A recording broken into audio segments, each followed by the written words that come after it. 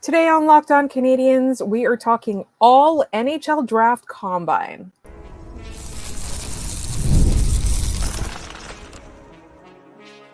You're Locked On Canadiens, your daily podcast on the Montreal Canadiens, part of the Locked On Podcast Network, your team every day. Hi there, everyone, and welcome to episode 1087 of Locked On Canadiens. We thank you for making us your first listen of the day every day as part of the Locked On Podcast Network, where you get your team every day, and your team is the Habs. We're about to talk about them, but first, today's episode is brought to you by FanDuel. Make every moment more. Right now, new customers get $200 in bonus bets with any winning $5 bet. That's $200 in bonus bets with any winning $5 bet. Visit FanDuel.com/LockedOn to get started. My name is Laura Saab, also known as the Active Stick, and I'm joined, as always, by the wonderful Scott Metlev, Habs Eyes on the Prize. And Scott, it was eventful. You went to the NHL Draft Combine, and you have so much news and notes to give us. How was your weekend? Well, Saturday was great. The Combine was awesome. And then I decided to do something ridiculous at an art festival afterwards, which has just brought my day full circle on everything. The Draft Combine's always fun. Couldn't make Friday where they do the top prospect interviews with a lot of the other national media and for the fans and stuff. I've only done that a handful of times. It's always interesting because a lot of these teams, by the time you get to Saturday when they do the physical testing and the interviews with media and stuff, or all the prospects with the media afterwards, a lot of these teams have kind of already figured out where they're at on these players. The physical testing is let's call it like a nice, frosting on top of the cake here, is that they've built, this 3-layer cake. What kind of player are they? What did their season look like? What is their personality like? And then, oh, wow, look at how well they tested physically at the Combine here. They're really strong in addition to being very smart and being very intelligent in the way they analyze things, or that they score a bajillion goals, or they're just Macklin Celebrini, who's going first overall no matter what. It's always interesting because you see unexpected things. Watching all the physical testing, a guy like Tij Iginla and EJ Emery tested incredibly in a lot of areas, but also Atos Koivu did very well in a lot of agility and power things, despite not being the biggest player there. EJ Emery set literal Combine records, by the way. There's going to be a team that looks at what someone like Jayden Struble did as a physical freak, and they're going to look at that and be like, hell yeah, we can do a lot with this player. But it's always so interesting. And as we're going to talk about later in the show, you hear just the most out-of-pocket, wild stuff from teams interviewing these players just talking to the media afterwards, questions and stuff that they were asked to do in interviews. It is a wild ride. It is never what you quite expect in the best possible way. So we are going to get into that. We're going to talk about who the Habs might be interested in. We're going to talk about weird stories that Scott heard. But first, Scott, tell the people you said it was a stupid thing that you did. I don't think it was stupid. I think it was actually really cool. So you can't just say I did a stupid thing and then not tell the listeners what it is. It's not stupid. Well, the thing is, I would show everyone here, but I can't lift my leg up in a way that isn't also going to like half moon the camera at this point. But the Allentown Art Festival is in Buffalo this weekend. It's always the same weekend as the Combine. So I usually go to the Combine in the morning, and then my fiance and myself kind of wander around. And we live right around the corner from a tattoo shop that usually does walk-ins during this, but they do a flash wall of $100, $125, and $150 tattoo ideas. And I was talking to the person there, and I handed them a slip, and they went, yep, we can definitely do that. 45 minutes later, an hour later, with all the prep time and everything, I have a goose with a novelty beer hat tattooed on my calf now. So, that was my big contribution to Sunday. It currently feels like someone weed whackered my leg. Yeah. Which is interesting, but I also keep waking up and realizing, oh, it's still there. That it's not going to wash off. I haven't made a mistake. I promise anybody who's going to be writing in about this, but it was very, very fun. And then also I bought a Jim Leahy t-shirt. Very nice. but I actually bought this in Boston when I was at a taco bar a little bit under the influence of tequila and saw some other random guy wearing it, complimented his shirt, and then bought it online afterwards. That's influencer marketing right there. All right, let's get back to the combine.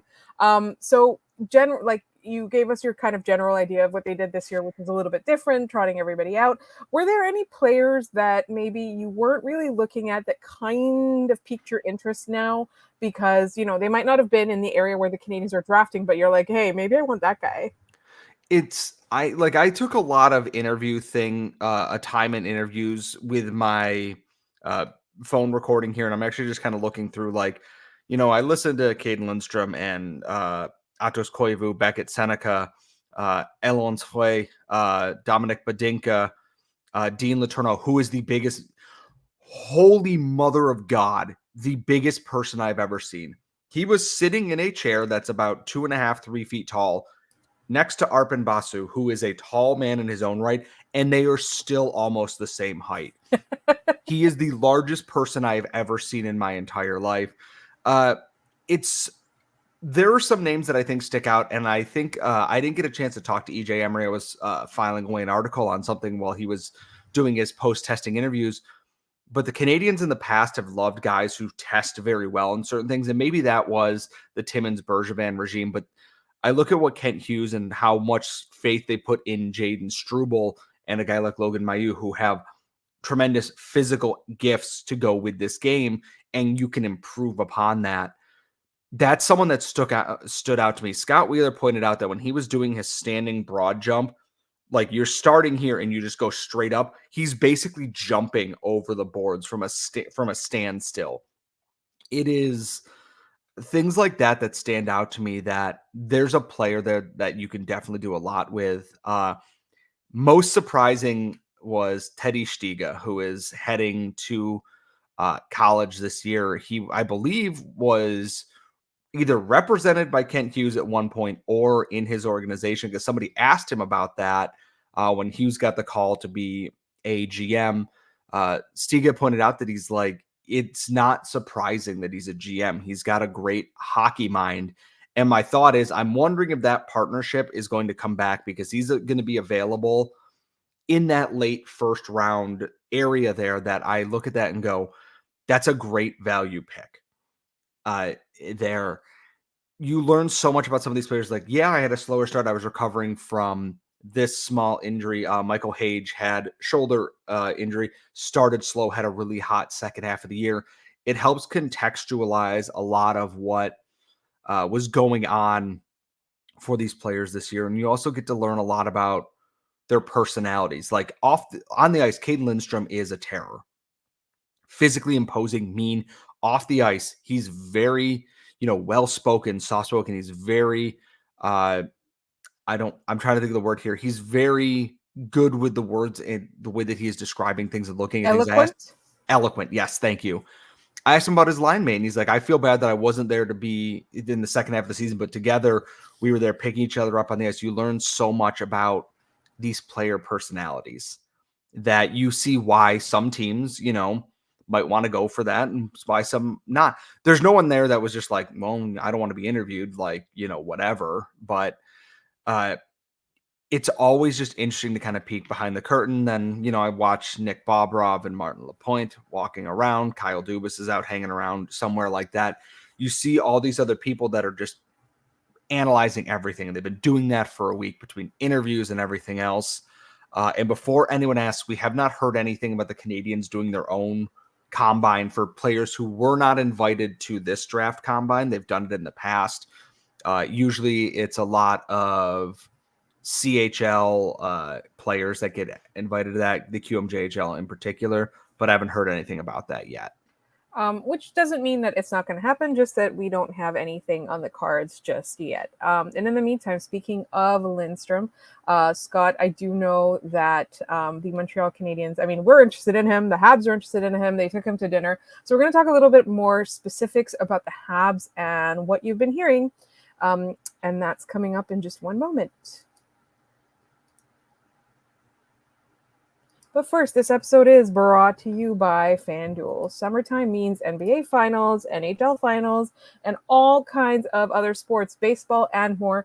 And you can bet it all on FanDuel. Because right now, new customers get $200 in bonus bets with any winning $5 bet. That is $200 that you can use to bet everything from the Finals MVP to who's going to hit one out of the park. And really, like the Stanley Cup final so far, there's only been one game, and it's shaping up to be really interesting because I don't think people expected that last outcome. So you can visit fanduel.com/lockedon and add a big win to your summer bucket list. FanDuel.com/LOCKEDON for $200 in bonus bets with any winning $5 bet. FanDuel, America's #1 sports book.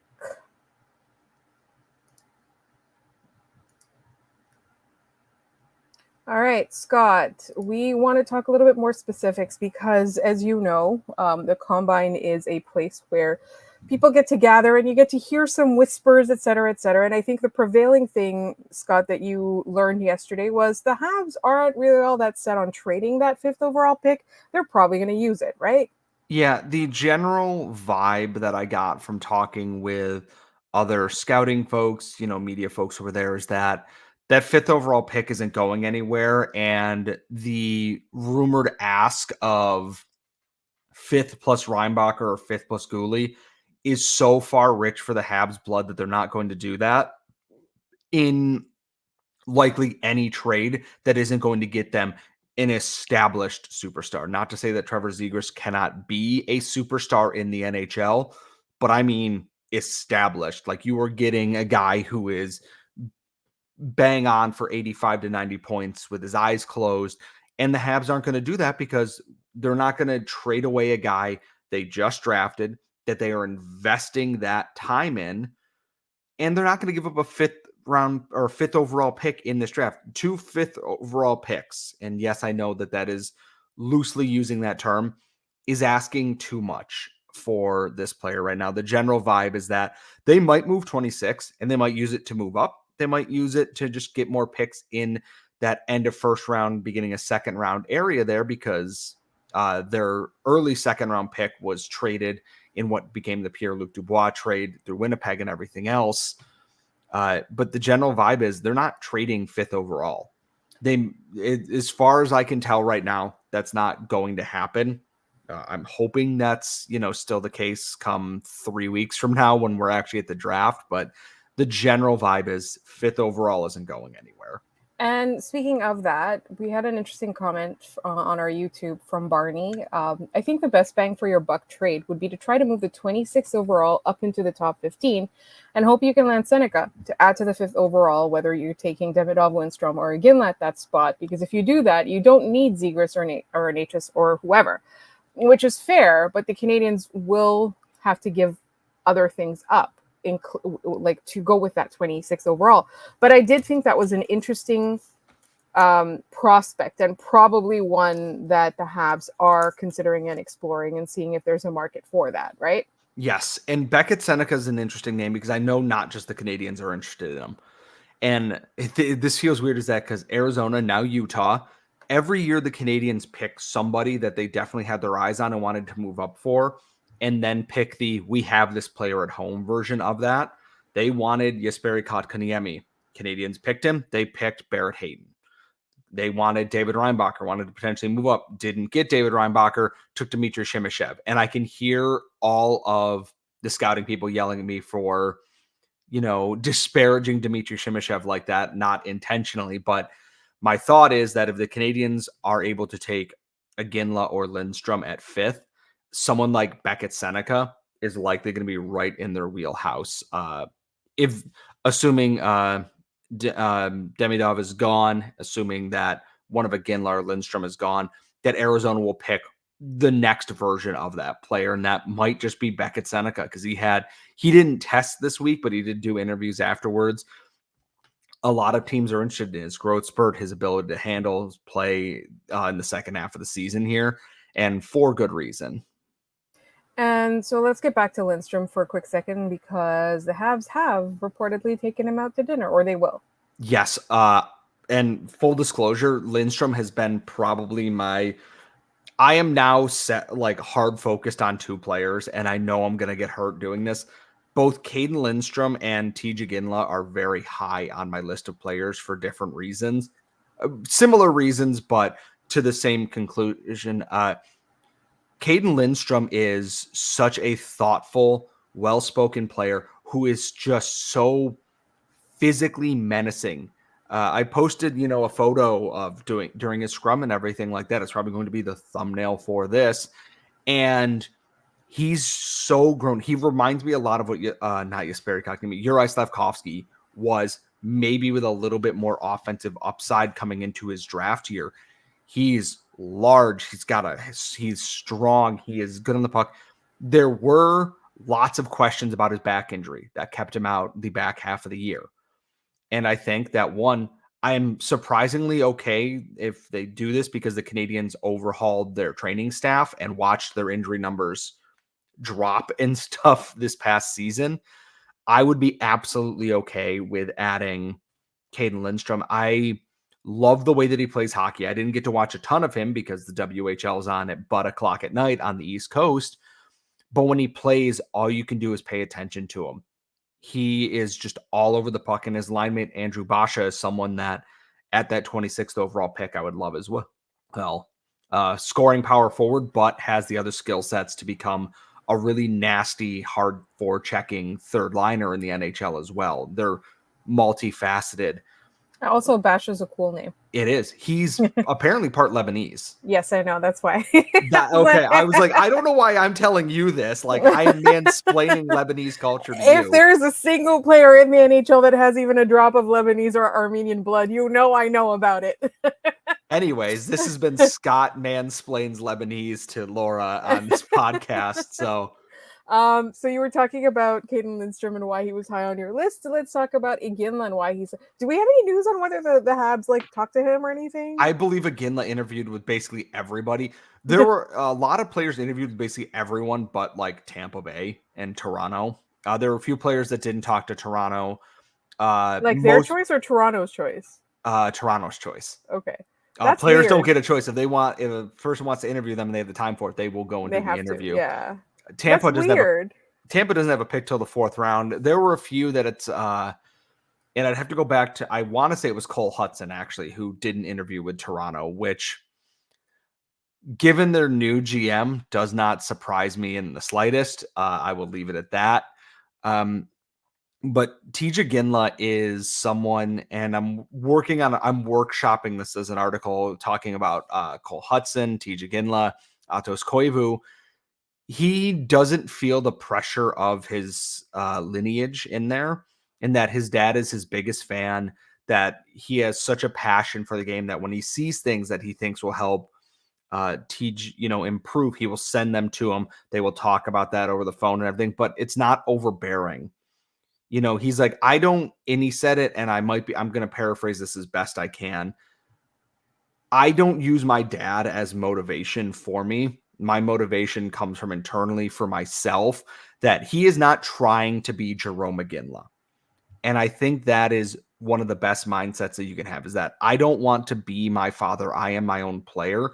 I want to obviously, play well and have the career that he had, but I don't want to be, I want to separate myself from those comparisons. I am my own player. I am my own special player coming into this draft year. And that to me is, it's very wise, because you're setting yourself up for potential failure. If I want to do what my dad did.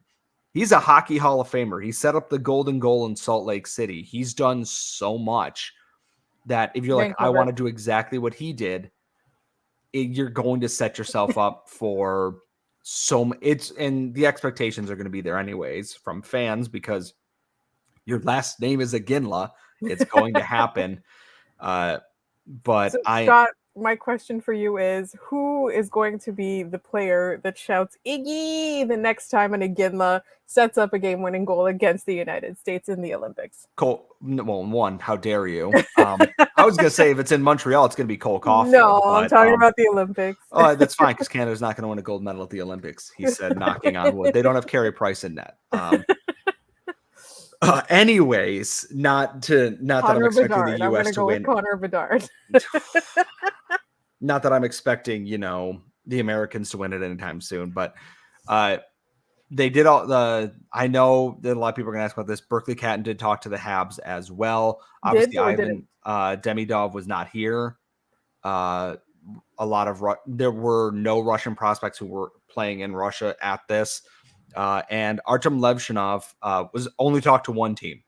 Only one team wanted to talk to him, and it was Chicago, which tells me that it's going to get real interesting after Celebrini. Is it a fake out? I don't think so. I think Chicago, who is apparently interested in trading for Jake Gensel's rights, is going to set up a very interesting next couple of weeks, because if they add Gensel to Chicago, they're likely to draft Levshinov and then add another high-end forward later in that first round there. That means you're going to have any of Lindstrom, Demidov, and Iginla in that top 5 very easily. So things are going to get very, very spicy, very, very quick at the draft. Well, that's the thing. It's like, I hope it's not a fake out. All right. Speaking of faking out, there are lots of interesting and fun and wild stories that Scott heard at the draft. So we're going to get into that in just one moment. And that moment is here. All right, Scott. One of my favorite things about the NHL Combine is a bunch of media members incredulously reporting what kinds of questions the draft prospects had. But Scott, it's not just the questions. Some of the answers were wild too this time around. Should I just tell the first story that even I overheard it in another scrum and wasn't sure if I heard it correctly? Should we start with that and then get into like the more normal questions and stuff afterwards? Let's start. So Stian Solberg is a defenseman who was being interviewed in one of the things. I was in one of the other scrums. And this comes directly from Stephen Ellis, who was in this scrum and reported this quote here. I was next to them at the main podium. Said he switched to defense when he was 14 because the coach told him to take his teammate's place on defense. Why did he take that teammate's place on defense? Because said teammate got caught peeing in the shower. I don't even know how to process that. I don't know I do not understand how to process that. Also, like, why do you just say that? You know what I mean? I don't care because I love it. You could have said, like, I know. I could have been like, I don't know why you replaced me, or I am all I just about do what that. I'm told. I think that's hilarious to me. I love stuff like that. I love that he didn't even think about it. He just said it. It just completely out of pocket. The weird thing this year was the Colorado Avalanche had players playing like board and like mind games, moving pieces around to try and solve a puzzle. That was the big thing this year. We will get into what Utah was asking players after that, because there's a lot with that. I do like the mind game thing, though. I really do. It shows you which teams, and this is not to say that I'm begging people to stop panicking about the Habs asking players what animal they are. Mhm. It's one question in what is likely a 30 to 45 minute interview. Yeah. It'll be fine. It's not the only question they're being asked. But yeah, playing the games where it's like, how do you problem solve? Do you just charge straight into it? Do you take a moment to assess and then go? And how fast you are. It tells you a lot about how they think through things. And I think that's just really, really, truly important at the Combine to prove to teams that, like, I have, brains in addition to my physical gifts as well. Like, that I think is very important.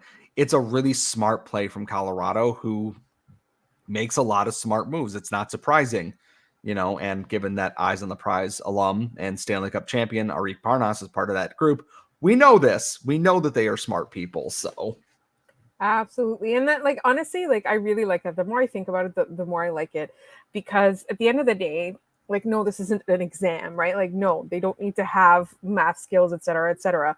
But just think about how differently you see the game if you're an analytical thinker versus just somebody who has physical gifts and is fast.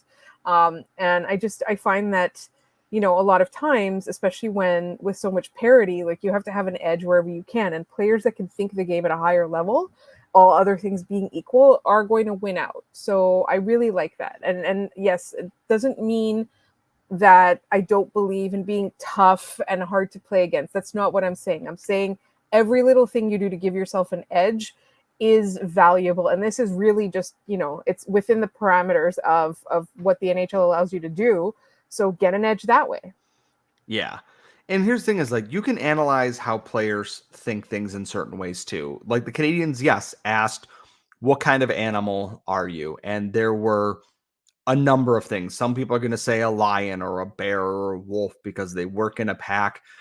Berkeley Catton said he was a dolphin because he's smart, but slippery out there on the ice, he added. And here's the thing is, I believe it was last year that Reinbacher said he was a dolphin and an eagle combined on that. So Berkeley Catton's answer might make some Habs fans happy. Based on my replies, a lot of people are panicking that the Habs are just asking this animal question again, which who cares? I think the best one overall that I saw, though, for the animal question, not my favorite, but the best one that I saw is Tij Iginla. He said he was a Pegasus. So he's like, love it. He's like, on the spot, I was like, I'm a Pegasus. When it's time to ascend, I've got the wings too. This is a supremely confident player without going into arrogance. Right. And I posted the video of his like standing broad jump there. It is it is a little crazy just how far that this child can jump. Laura, I may send you the audio for the end of this one, not for this episode, just so you can listen to it. But Cole Hudson didn't test or anything this week. I don't know if it's an injury, just, declined to do so, but he did interviews. And I was there with Marc-Antoine Gaudin and Guillaume Lafrancois from the Montreal media. And they asked, like, Cole, you said originally, I'm a terrier, BU and everything that makes sense. I heard he's like, I actually changed my answer to the animal question when I interviewed. So Guillaume asked him, what did you change it to? And he goes, I picked a narwhal. And Guillaume, if you are ever listening to this, your reaction is going to live in my mind forever because you paused and could not register immediately, to which Cole Hudson goes, yeah, they're a whale with a big pointy horn. They're rare and one of a kind like me. And I stopped recording because I couldn't stop laughing at this because he just deadpans explains what a narwhal is. I loved Cole Hudson's interview. He's very much trying to not be his brother. He gets annoyed by the comparisons, but he also understands, hey, this is a very good player who puts up a lot of points. It is also an honor to be compared to somebody that so many people think highly of. Exactly. And that's the thing. And in terms of all that audio, Scott, since we own it, we can actually play it on the podcast. So if you send it over to me, maybe once the Canadiens have their picks, we can post that, or maybe in a Canadiens extra, we can post some of that. So it won't be for this episode, though, because we have to go. This episode was so packed. Thank you so much, Scott, for providing all of that insight from the NHL Draft Combine. We're leading up to the draft. I will be away. I'll still be on next episode, but I'll be away for a couple weeks. But Scott has all kinds of draft content still planned for you. We are always your destination for Montreal Canadiens stuff all day, every day as part of the Locked On Podcast Network. So please send us emails at lockedoncanadiens@gmail.com. You can follow us on Twitter at LO_Canadiens. Subscribe to this podcast. Subscribe to us on YouTube. Tell your friends, etc., etc. Thank you so much for listening, and we will talk to you tomorrow.